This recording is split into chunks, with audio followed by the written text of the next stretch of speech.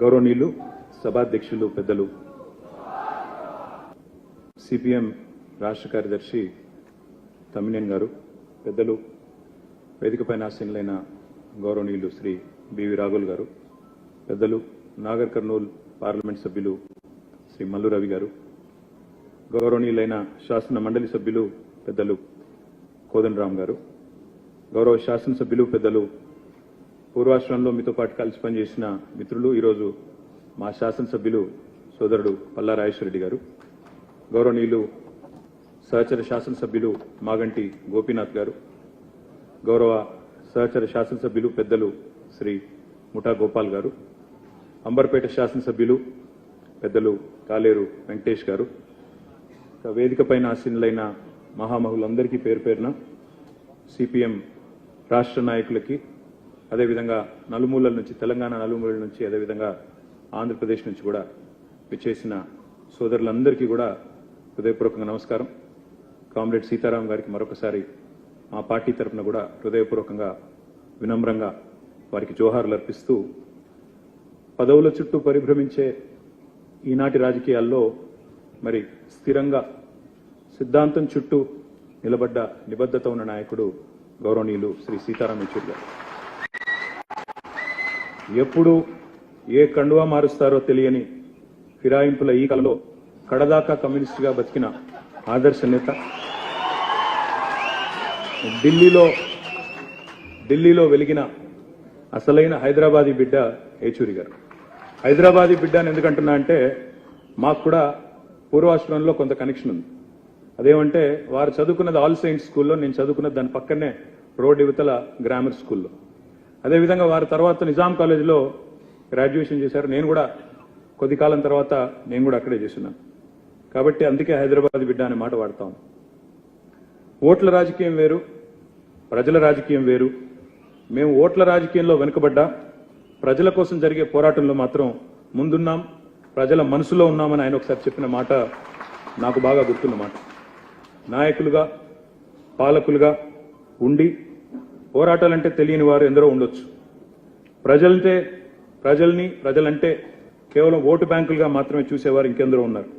కానీ ఉన్నత చదువులు చదువుకున్న ఒక కుటుంబంలో, స్వయాన మేనమామగా ఒక ఐఏఎస్ ఆఫీసర్గా ఉన్న ఒక కుటుంబంలో పుట్టి అణగారిన వర్గాల కోసం ప్రశ్నించే గొంతుకగా ఎదిగిన వ్యక్తిత్వం చాలా గొప్ప విషయం అని చెప్పక తప్పదు. పోరాటాల నుండి వచ్చిన నాయకత్వానికి ప్రజల కష్టం, సుఖం, దుఃఖం తెలుస్తుందంటారు. అలాంటి వారిలో యెచూరి గారు ఒకరిని నేను బలంగా నమ్ముతాను. తిట్లు, బూతులు, రోత మాటలు రాజకీయంగా చలామణి అవుతున్న ఈ రోజుల్లో యెచూరి గారి హుందాతనం ఒక అద్భుత పాఠం భవిష్యత్ రాజకీయ నాయకులకనే మాట కూడా చెప్పక తప్పదు.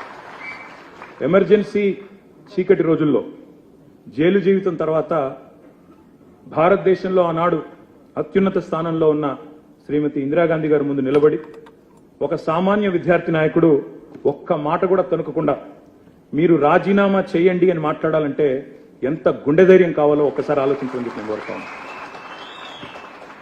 రాజ్యాంగాన్ని రాజకీయాల కోసం అపహాస్యం చేస్తున్న ఈ రోజుల్లో నిజంగా రాజ్యాంగాన్ని బలంగా నమ్మిన, త్రికరణ శుద్ధితో నమ్మిన వ్యక్తి సీతారాం యెచూరి గారు. Democracy is not just about elections, it is about dissent, debate and the right to question. ప్రశ్నించడమే ప్రజాస్వామ్యం అని గుండెల నిండా నమ్మిన వ్యక్తి యెచూరి గారు. పదవులతోనే కీర్తి వస్తుంది అనుకునేవారు కొందరు ఉంటారు. కానీ పదవులు లేకున్నా ఐడియాలజీ, ప్రజా సమస్యల పట్ల అవగాహన, పనిచేయాలన్న తపన, నిత్యం ప్రజా సంక్షేమం కోసం పనిచేసే ఆలోచన, నిత్యం కొత్తది నేర్చుకోవాలి అనే ఒక అభిలాష ప్రజల మనసులో చిరస్థాయిగా, చిరంజీవిగా నిలబడేలా చేస్తుంది అనడానికి యెచూరి గారి జీవితం ఒక ఉదాహరణగా నేను భావిస్తాను. మా పార్టీలు వేరు కావచ్చు, మా సిద్ధాంతాలు వేరు కావచ్చు. మీరు గతంలో తెలంగాణ రాష్ట్ర ఏర్పాటు విషయంలో భిన్నాభిప్రాయాన్ని ప్రకటించవచ్చు. వారితో నాకు పరిచయం కూడా తక్కువే కావచ్చు. కానీ ఉద్యమాల నుంచి వచ్చిన బిడ్డలుగా మా బంధం రక్త సంబంధంగానే ఉంటుంది. తప్పకుండా ఆ భావన మాలో బలంగా ఉంది.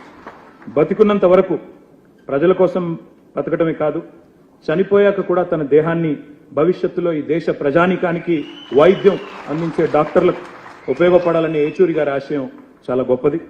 వారు గొప్ప మాట చెప్పారు. When democracy is threatened, silence is complicity.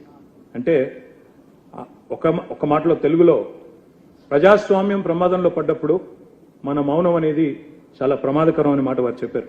అందుకే ఆయన స్ఫూర్తితో రాజ్యాంగం అపహాస్యమైన ప్రతిసారి ప్రశ్నిస్తూనే ఉందాం, ప్రజా హక్కుల కోసం చేతనైన పోరాటం చేస్తూనే ఉందాం, ప్రశ్నించే గొంతుకలు అణచివేయబడితే వారికి అండగా నిలబడుతూనే ఉంటాం. అదే మనందరం కూడా ఏచూరి గారికి మనస్ఫూర్తిగా ఇవ్వగలిగే నివాళి అని నేను భావిస్తా ఉన్నాను.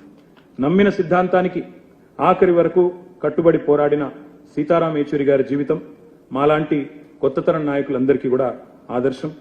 ఒక మాట చివరిగా చెప్పి నేను ముగిస్తాను. If I ever feel last in the battle, I will look at Sitaram Yechuri Garu for inspiration. Lal Salam, comrade. Thank you.